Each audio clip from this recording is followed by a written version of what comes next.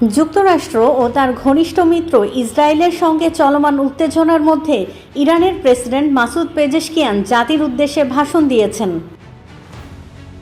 ইরানের রাষ্ট্রীয় সংবাদ মাধ্যমে দেয়া ভাষণে তিনি বলেন, ইরান প্রতিবেশী ভ্রাতৃপ্রতিম দেশগুলোর সঙ্গে সুসম্পর্ক বজায় রাখতে চায়, তবে শত্রু দেশগুলো অঞ্চলটিতে বিভেদ সৃষ্টির চেষ্টা করছে।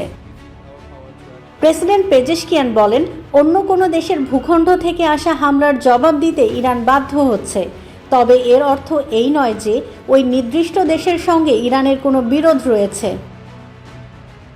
তিনি আরও বলেন, যারা ইরানকে আক্রমণ করবে তাদের বিরুদ্ধে দেশটি শক্ত অবস্থান নেবে এবং জোরালো জবাব দেয়া হবে।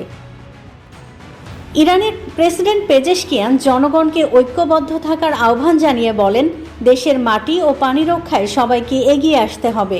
জনগণের স্বতঃস্ফূর্ত অংশগ্রহণের মাধ্যমে ইরান শত্রুকে তার 1 ইঞ্চি জমিও দখল করতে দেবে না।